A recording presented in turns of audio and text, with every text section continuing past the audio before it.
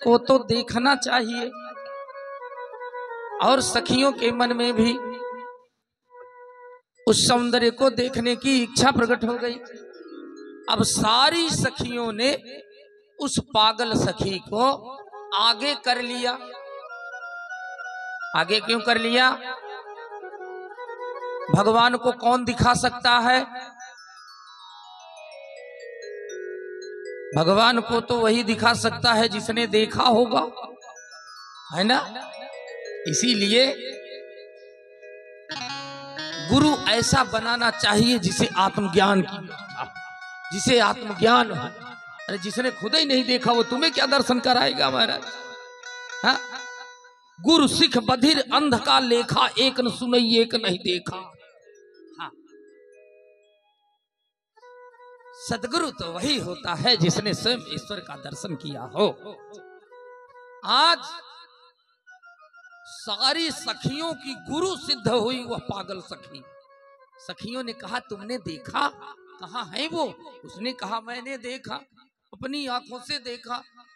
सखियों ने कहा तो हमें भी दिखा सकती हो? उसने कहा बिल्कुल दिखा सकती हो। और सारी सखियां उस पागल सखी को आगे करके चली और नारद जी के द्वारा कही हुई बातें भगवती सीता के मन में गूंजने लगी।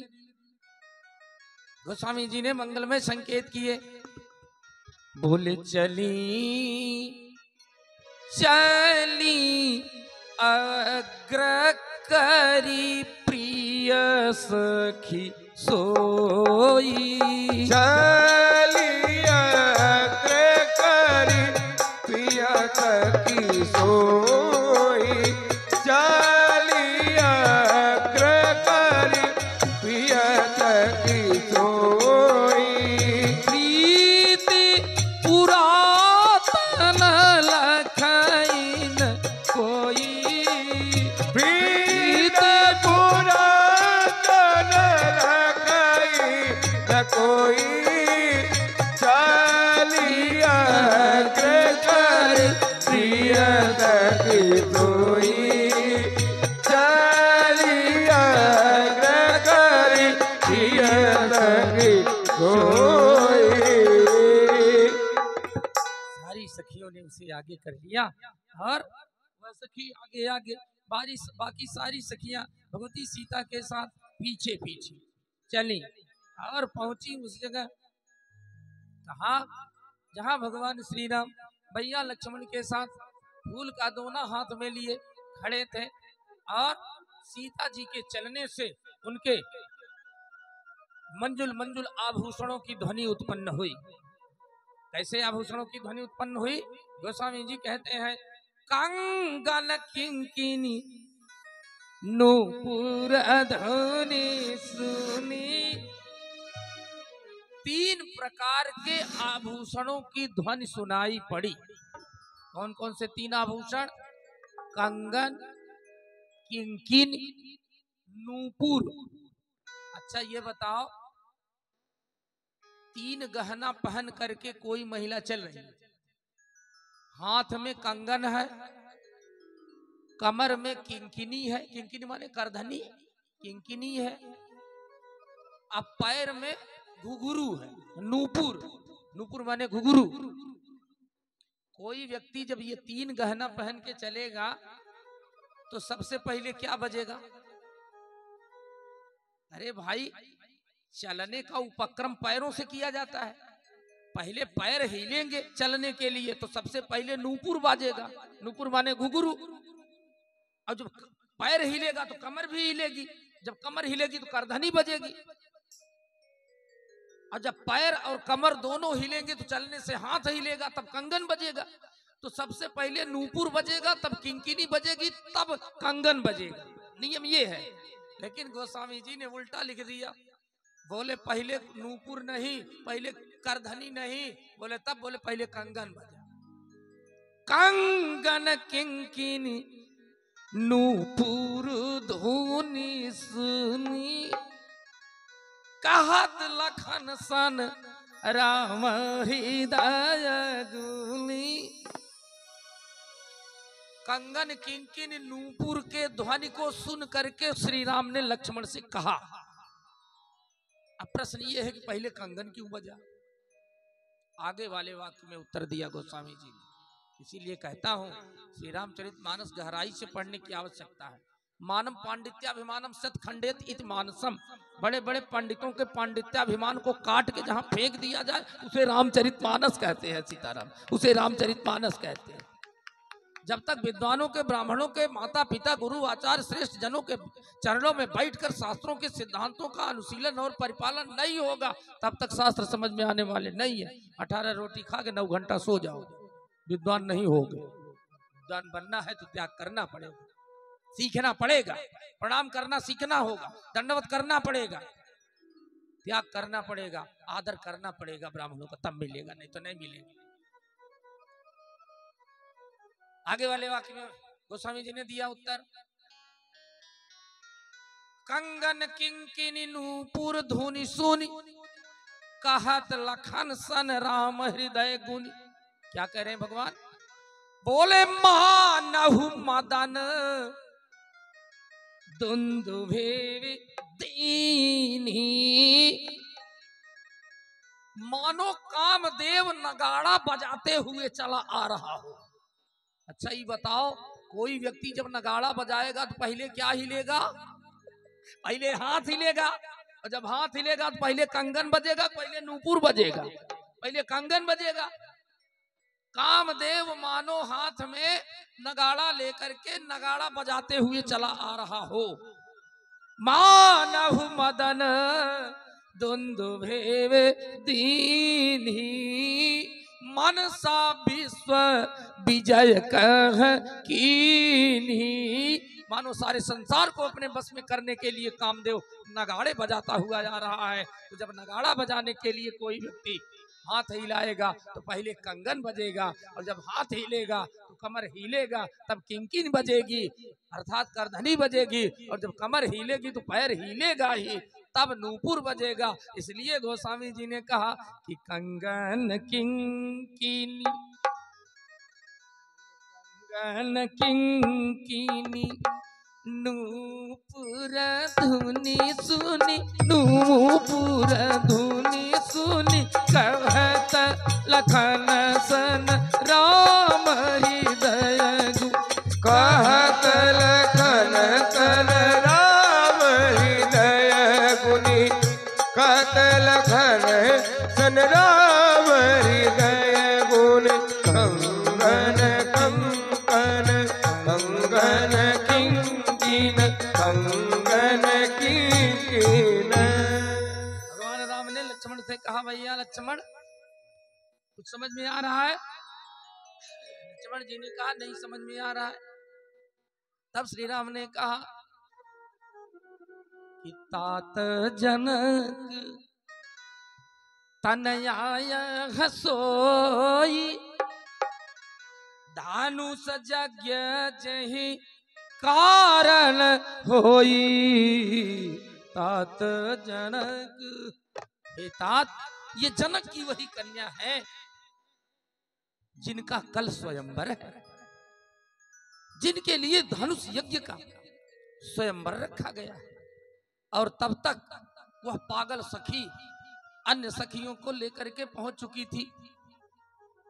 अचानक झाड़ियों के ओट से, लताओं के ओट से उस सखी ने दिखाया, वो देखो, वो देखो लता ओट। तब सखी न लखाए, क्या लखाए? श्यामल गौर किशोर सुहाए। लताओं के वोट से भगवती सीता जी श्री राम को देखती है, और भगवान श्री राम की भी दृष्टि चली गई। दोनों ने एक दूसरे को देखा, और जब दोनों ने एक दूसरे को देखा तो बस देखा, श्री राम ने सीता को देखा, सीता जी राम को देखे, प्रेमी राम को देखा, प्रीतम ने भी प्रेमी ने प्रीतम को देखा, प्रीतम ने भी प्रेमी को देखा। भगवान ने भक्ति को देखा, भक्ति ने भगवान को देखा। और जब भक्ति और भगवान दोनों ने एक दूसरे को देखा तो उठ गया पर्दा दुई का। दर मियां से देख ले, अब तेरी तस्वीर मैं हूं, तू मेरी तस्वीर है। दोनों भक्त हो गए, दोनों भगवान हो गए। भक्ति भगवान हो गई, भगवान भक्ति हो गई, दोनों भक्ति हो गए, दोनों भगवान हो गए। There is not any different between devotion and god, भक्ति एंड भगवान। कोई अंतर नहीं भक्ति भगवान में, दोनों एक दूसरे को देख रहे हैं। भगवती सीता ने धीरे से नेत्रों को बंद किया। अपने नेत्रों के माध्यम से राघवेंद्र सरकार के मंजुल मंगल दिव्य भव्य नव्य स्वरूप को अपने हृदय में ले आई और शट द डोर, दरवाजा बंद। अब जब दरवाजा बंद है तो केवल परम प्रीतम प्रभु हैं और भगवती सीता जी हैं, केवल दोनों लोग हैं और कोई नहीं है। एक सखी ने कहा कुछ बोलूं, दूसरी सखियों ने कहा चुप, डोंट डिस्टर्ब हर, उन्हें डिस्टर्ब मत करो, वो अपने आनंद में झूम रही हैं तो उन्हें झूम लेने दो, तुम भी झूमो। बड़ा सुंदर दृश्य है। कैसे है पांडे जी बताएंगे। वो देख कर राम जी को जनक नंदनी, बाग में वो खड़ी रह गई। देख कर राम जी को जनक नंदनी, बाग में वो खड़ी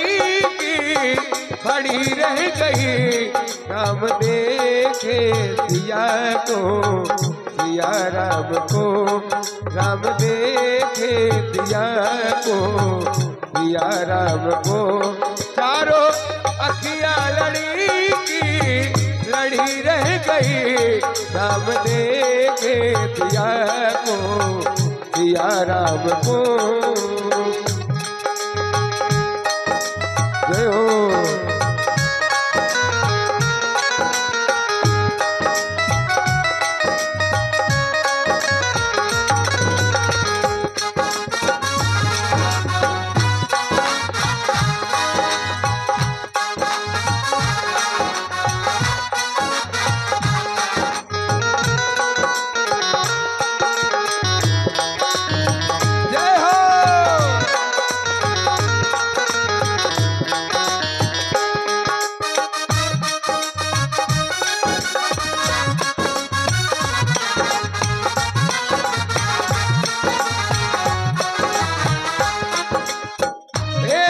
सखी ने कहा जानकी के लिए रच दिया है विधाता ने जोड़ी सुघर।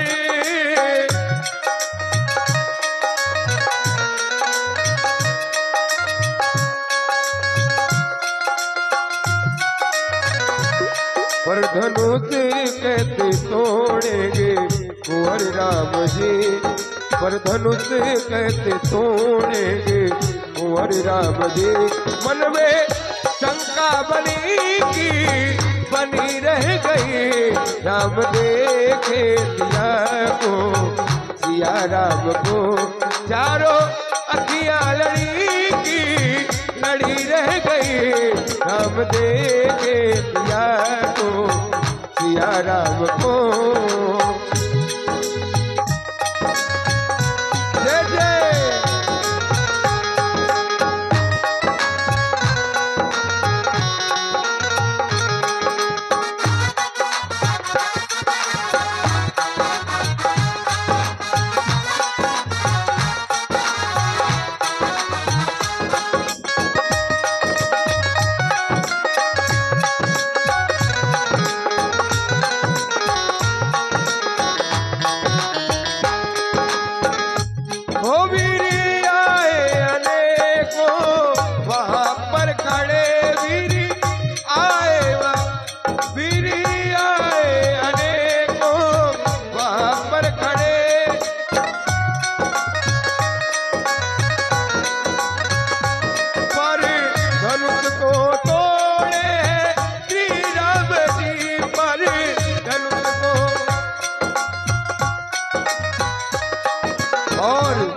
कोई फिर भी धनुष को हिला न सका, कोई फिर भी धनुष को हिला न सका।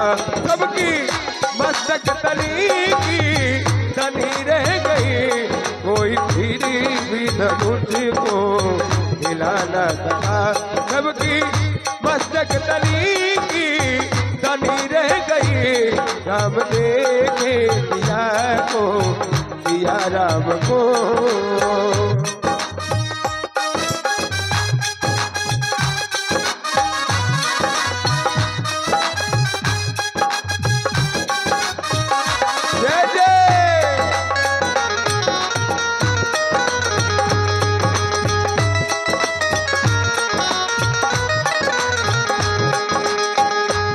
देख कर राम जी को जनक नंदनी, देख कर राम जी को जनक नंदनी। चारों अखियां लड़ी की लड़ी रह गई, राम देखे सिया को, सिया राम को। राम देखे सिया को, सिया राम को। चारों अखियां लड़ी की लड़ी रह गई, राम देखे सिया को, सिया राम को। राम देखे सिया को, सिया राम को। राम देखे सिया को, सिया राम को। कृत्या रामचंद्र भगवान की। भक्ति और भगवान दोनों एक दूसरे में खो गए और बहुत देर तक एक दूसरे में खोए रहे। अचानक दोनों को अपनी अपनी मर्यादा का ध्यान आया। भगवती सीता आंख बंद किए, नेत्रों के माध्यम से अपने अंतःकरण में भगवान श्री राघव सरकार के सौंदर्य को ला करके भगवान के ध्यान में तल्लीन हो गईं।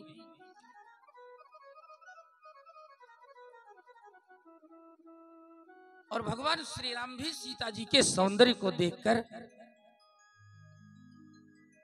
मानो भगवती के ही होकर के रह गए।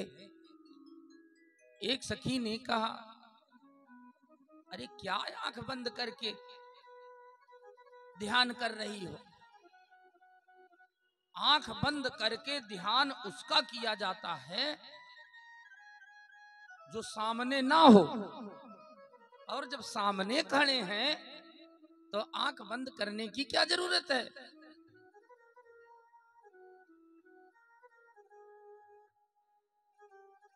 धरी धीरज एक सखी धैर्य धारण करके भगवती से कहती है, धरी धीरज एक आली सयानी। धरी धीरज एक आली सयानी, धरी धीरज एक आली सयानी। धरी धीरज एक आली सयानी, धरी धीरज एक आली सयानी। सीता सन बोली कही पानी, सीता सन बोली कही बानी, सीता सन बोली कही बानी। क्या बोली? उसने सोचा कि ये गौरी मैया का ध्यान कर रही हैं। उसने कहा ना, बहुरी गौरी कर, गौरी का ध्यान बाद में करना। अरे बहुरी गौरी कर ध्यान करे हूँ, बहुरी गौरी कर ध्यान करे हूँ, बहुरी गौरी कर ध्यान करे हूँ। धूप की सोर देख किन ले हूँ, धूप की सोर देख किन ले हूँ, धूप की सोर देख किन ले हूँ, धूप की सोर देख किन ले हूँ। आगे एक बहुत बढ़िया वाक्य कहती है, वो कहती है कि पुनि आऊब यही बेरिया काली, पुनि आऊब यही बेरिया काली। क्या मतलब हुआ इसका? इसके कई अर्थ हुए। पहला अर्थ तो ये कि वो सखी कह रही है कि हे काली माई, क्या यह समय कल फिर से आवेगा? नहीं आवेगा, इसलिए देखो जी भर के। दूसरा अर्थ, मानो वो सखी ये कह रही है कि पुण्य आऊ यही बेरियां काली, कल इसी समय हम लोग फिर आवेंगी। तीसरा अर्थ, पुण्य आऊ यही बेरियां काली, ये काली माई कल यह दिन फिर से आ जावे। कई प्रकार के अर्थ किए जा सकते हैं इस वाक्य के। इस प्रकार से दोनों ने एक दूसरे को देखा। देखने की बड़ी विलक्षणता होती है महाराज। हाँ, अच्छा, देखना कई प्रकार का होता है। एक होता है देखना, एक होता है ताकना, एक होता है विलोकना, एक होता है निरखना, है ना। सब में बड़ा अंतर है, सूक्ष्म अंतर है। जैसे अंग्रेजी में सी माने भी देखना, लुक माने भी देखना, वॉच माने भी देखना, है ना। जहां सी का प्रयोग होगा वहां लुक नहीं लगेगा, जहां लुक का प्रयोग होगा वहां वॉच नहीं लगेगा, जहां वॉच लगेगा वहां लुक और सी आप नहीं लगा सकते। इसलिए हिंदी में भी व्यवस्था है, देखना, ताकना, विलोकना, अवलोकना, निरखना, सब में अंतर है। भगवान ने केवल 2 लोगों को देखा अपने जीवन काल में, और भगवान ने कभी किसी को देखा ही नहीं। किसको किसको देखा भगवान ने? या तो भगवान ने भक्ति को देखा, भक्ति माने सीता जी, या तो भगवान ने भक्ति को देखा, और या फिर भक्त को देखा, और किसी को नहीं देखा भगवान ने। अवलोके होंगे, ताके होंगे, निरखे होंगे, बिलोके होंगे, किंतु देखा नहीं राम जी ने किसी को, केवल 2 को देखा।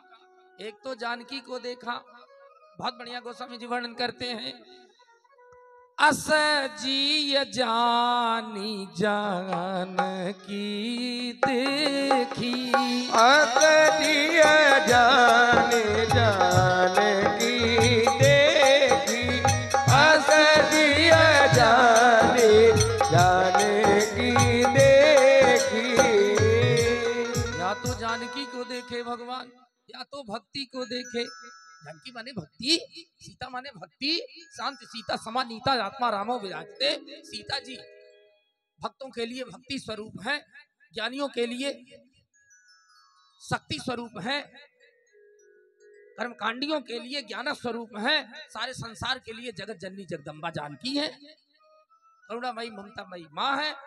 या तो भगवान ने भक्ति रूपी सीता को देखा, और या फिर भक्त को देखा। भक्त कौन है? भक्त हैं जटायु जी। वहां भी गोस्वामी जी कहते हैं, आगे परा गिधपति देखा, आगे परा गिधपति देखा, आगे परा गिधपति देखा। और भगवान ने किसी को नहीं देखा। भगवान ने अयोध्या की संपत्ति को नहीं देखा। कितनी संपत्ति अयोध्या में? इतनी संपत्ति थी जिसे देख करके देवराज इंद्र और कुबेर लज्जित होते थे, किंतु भगवान ने अयोध्या की संपत्ति को नहीं देखा। रोते हुए पिता महाराज दशरथ के आंसुओं को नहीं देखा। कोप भवन में रोते हुए छोड़ के चले गए वनवास 14 वर्ष के लिए। भगवान ने कभी नारी सौंदर्य को नहीं देखा। भगवान यदि नारी सौंदर्य को देखे होते तो सुपनखा मामूली सुंदरी बन के आई थी क्या? सोचो कितना बढ़िया रूप था उसका। चूड़ामणि नाटककार तो लिखते हैं, कांचनांगी कामनी सुपनखा का नख से सिख तक साक्षात सुषमा की प्रतिमा प्रतीत होती थी। उसके रंग से स्वर्ण की भ्रांति होती थी। यूं तो उसका अंग अंग आकर्षक था ही, तो भी उसके कट की कृष्णता, उत्तुंग कुचों की कठोरता, बाहुओं की सुडौलता, नयनों की मादकता, अधरों की अरुणिमा, भावों की कुटिलता और पदचुंबी सघन केस राशि युक्त वेणु की नागिन सी कालिमा ने न जाने कितने नवयुवकों एवं तरुणों की हृदय साम्राज्ञी बना दिया। कोकिला से सुरीले कंठ, मयूर से मनमोहक नृत्य, मदोन्मत्त हथनी की सी चाल ने उसके प्रसिद्धि को गगनगामिनी बना दिया। आजकल के नवयुवक और तरुण यदि सुपनखा के सौंदर्य को देख लेते तो अपने संपूर्ण धन, यौवन और जीवन को पतंग संगवत उसकी रूप ज्वाला में भस्मसात करने की चेष्टा करने लगते। शूर्पणखा आई और बोली राम से, mister Ram, I am more beautiful girl in this world at this time in Ramcharitmanas written by Tulsidas. किंतु राम जी ने उसकी तरफ नहीं देखा, एक बार भी नहीं देखा ही नहीं। देखा तो किसकी तरफ देखा? गोस्वामी जी कहते हैं जब शूर्पणखा आई और उसने कहा कि तुम सम पुरुष न मोसम नारी, यह संयोग विधि रचे विचारी, ताते अबलग रहे कुमारी, मन माना कछ तुम निहारी। तो राम जी ने उसकी तरफ नहीं देखा, राम जी ने देखा किसकी तरफ? गोस्वामी जी मंगल में संकेत किए क्या? बोले सीता ही चितई, सीता ही चितई कही प्रभु माता, सीता ही चितई कही प्रभु माता, सीता ही चितई कही प्रभु माता, सीता ही चितई कही प्रभु माता, सीता ही चितई कही प्रभु माता। अहि कुमार मोर लघु भ्राता, अहि कुमार मोर लघु भ्राता, अहि कुमार मोर लघु भ्राता। मतलब क्या? शूर्पणखा है वासना, सीता जी है भक्ति। जीवन में जब वासना आवे तो वासना की तरफ दृष्टिपात मत करो, भक्ति का ध्यान करो, भक्ति को देखो, वासना अपने आप चली जाएगी। और जब वासना को देखने का प्रयास करोगे, सांसारिक सौंदर्य को देखने का प्रयास करोगे तो आंखें जल जाएंगी सीताराम। इसीलिए राम जी ने जीवन में केवल दो ही लोगों को देखा, या तो जटायु जैसे भक्त को देखे भगवान, या फिर सीता जैसी भक्ति को देखे भगवान। और भगवान ने किसी को नहीं देखा। एक संत तो कहते हैं, अरे जे दृग कंज त्रिलोक की नारीन, जे दृग कंज त्रिलोक की नारीन, आनन इंदु कहू नहीं लेखा, जे करुणानिधि कौशल राज को, वैभव भूरि न भाव परेखा, जे दृग अवधु नरेश के आंसुन, ने कहू संक ही नहीं लेखा, अरे ते दृग ते रघुनाथ लला भरी, गीध को भूमि पे लोटत देखा, गीध को भूमि पे लोटत देखा, आगे परा गीध पति देखा। भगवान जब देखते हैं भक्त को तो बड़े प्यारे प्यारे दृग कंजों से भगवान अपने भक्त को देखते हैं। करोड़ों करोड़ों कमल के भी सौंदर्य को लज्जित करने वाले कमल नयन भगवान भक्त को देखते हैं। जटायु जी को देख रहे हैं भगवान। कौन देख रहा है? राम जी देख रहे हैं? नहीं। अब श्रीमद कारण करुणा वरुणालय प्रचुर भय भंजन प्रणत जनरंजन कौशल्यानंद वर्धन दशरथ नंदन राम देख रहे हैं? नहीं। जानकी जीवन लोकाभिराम लावण्य धाम शोभा धाम सुख धाम सुषमा धाम सकल लोक लोचनाभिराम निखिल भुवनाभिराम आप्त काम पूर्ण काम परम निष्काम आत्मा राम देख रहे हैं? नहीं। श्रीमन मैथिली निवास विदितपुर चंद्रहास करुणा निधान मंगलमय मृदुल मृदुल कोटि कोटि कंदर्प कमनीय त्रैलोक्य लक्ष्मी मंगलमय अनिर्वचनीय भव्य भव्य दिव्य दिव्य नव्य नव्य लोकात से सकल कल्मषापहारी निखिल मुन मनोपहारी मंगलमय श्री मदानंदकारी सकल योगींद्र मुनींद्र परम बंदनी महाभागवत जेगी मान राम देख रहे हैं? नहीं। परम पवित्र परम विचित्र परम कारुणिक निर्विलीक शंकर मानस पुंडरीक निरस्त समस्त दूषण समन निहत खर दूषण दिनकर कुलभूषण भूषण दूषण दूषण राम देख रहे हैं? नहीं। फिर कौन देख रहा है? देखने के लिए भी भगवान बराबर के धरातल पर आते हैं। देखा किसे जा रहा है? गीधपति को। जटायु जी गीधपति हैं, आगे परा गीधपति देखा। तो गीधपति को कौन देख रहा है? सिद्धों के पति गीधपति को देख रहे हैं। भगवान सिद्धपति हैं, जटायु जी गिद्धपति हैं। सिद्धपति गिद्धपति को देख रहे हैं। आप कहोगे भगवान सिद्धपति कैसे हैं? गीता में भगवान श्री कृष्ण ने कहा गंधर्वाणाम चित्ररथ सिद्धा नाम कपिलो मुनि, सिद्धों में कपिल मुनि मैं ही हूँ। भगवान सिद्धपति हैं, जटायु जी गिद्धपति हैं। राम जी भगवान हैं, जटायु जी भक्त हैं। भगवान ने केवल भक्त को देखा या फिर भक्ति को देखा और किसी को देखा नहीं राम जी ने जीवन भर। ये है सिद्धांत। दोनों को अपनी अपनी मर्यादा का ध्यान हुआ। भगवती सीता चल पड़ी अपने राजभवन की तरफ और राम जी चल पड़े गुरुदेव विश्वामित्र की तरफ। सीता जी अपने भवन में पहुंची सखियों के साथ और राम जी गुरुदेव विश्वामित्र के सन्निकट पहुंचे।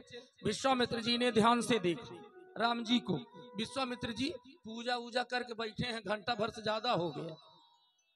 अब इतने विलंब से राम जी आए। विश्वामित्र जी ने ध्यान से राम जी को देखा, मुखार बिंद, चेहरे का तेज गायब, चेहरे का तेज गायब। विश्वामित्र जी ने कहा, रे आज तक राम के चेहरे की ज्योति कभी बुझी नहीं, आज पहली बार बुझी हुई ज्योति देख रहा हूं, कुछ तो गड़बड़ है मामला। व्हाट इज द रीजन, पता करूंगा मैं।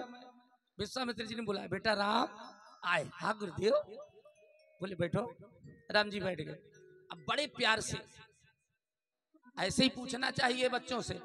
कभी बच्चों के विषय में यदि कोई गलत फहमी हो कि बच्चा कहीं गलत जगह फंस रहा है, कहीं अनाप शनाप काम कर रहा है, किसी प्यार मोहब्बत के चक्कर में फंस रहा है, लव इत्यादि के चक्कर में फंस रहा है, तो डांटो मत, मारो मत, उसे प्यार से पास में बैठाओ और उससे पूछो, बेटा सही सही बताना क्या बात है। तो बच्चा सही बोलेगा। और जब डांटोगे, फटकारोगे, मारोगे, पीटोगे, तो जो नहीं करना होगा वो भी करेगा। विश्वामित्र जी ने बुलाया, बेटा इधर आए। बोले बेटा सही सही बताओ क्या बात है, बात क्या है। कितना बढ़िया पूछते विश्वामित्र जी। देखो कविता सवैया के माध्यम से, सवैया ठाकुर बद्री सिंह चौहान, डिस्ट्रिक्ट मिदनापुर, पश्चिम बंगाल, एक रामायण लिखे राम रस सुधा, उस राम रस सुधा का सवैया है ये। कितना बढ़िया कहते हैं विश्वामित्र जी। विश्वामित्र जी कहते हैं, अरे लाल कहो सत भाव हमें, बिल्कुल सही सही बताना बेटा।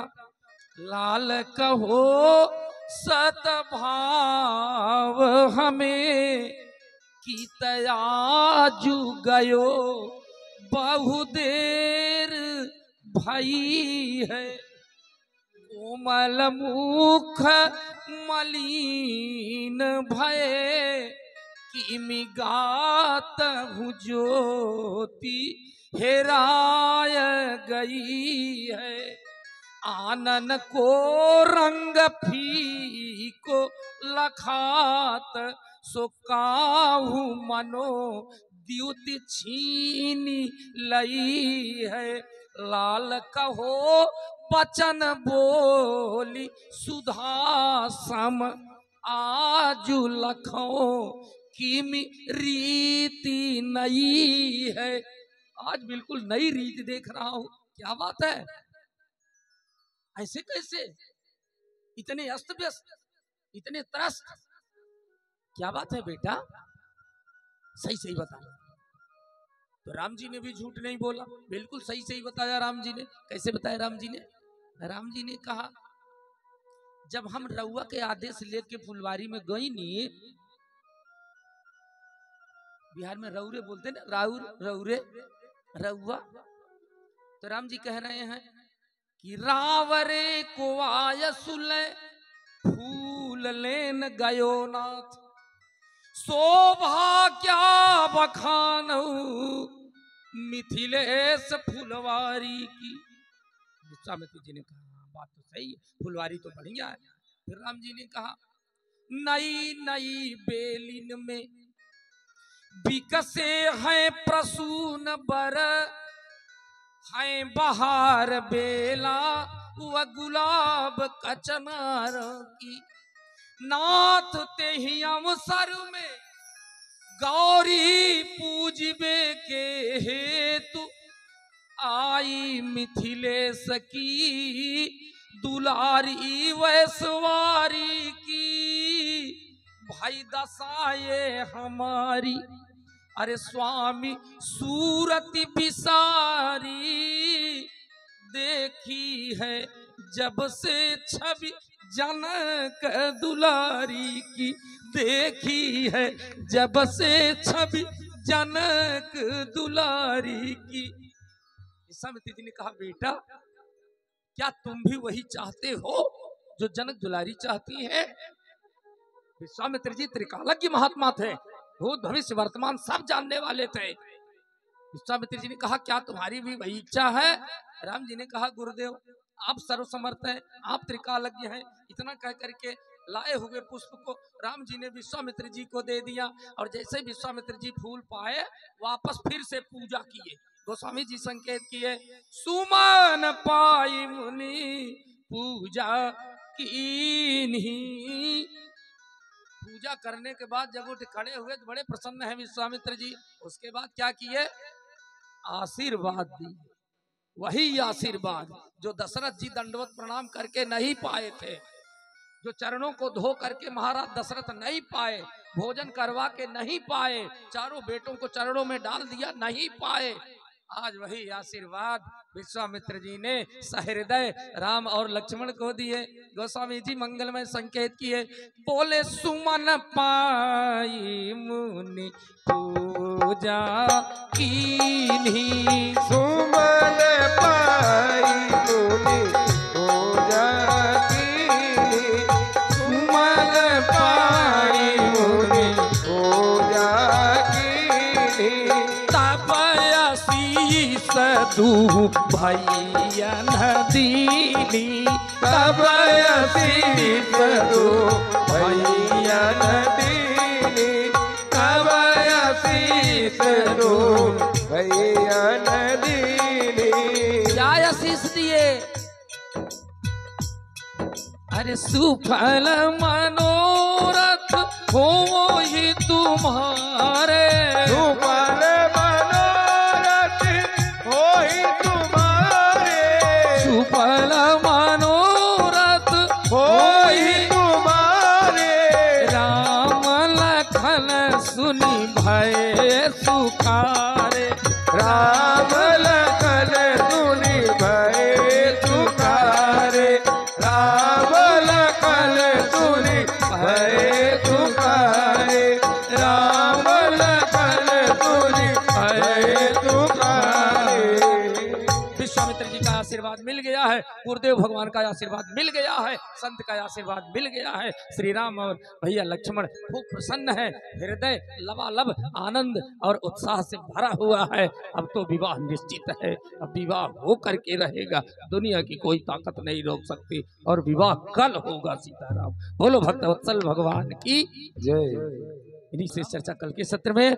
कल विवाह का प्रसंग होगा, खूब ढेर सारे विवाह के गीत गाए जाएंगे, न्यौछावर भी होगा और बधाइयां भी बजेंगी, मंजुल मंगल दिव्य मंत्रोच्चारण भी होगा विद्वान ब्राह्मणों के द्वारा, और गीत भी गाए जाएंगे, नृत्य भी होगा, सब लोग आनंद करेंगे। माता जी कुछ कहना चाहती हैं आप?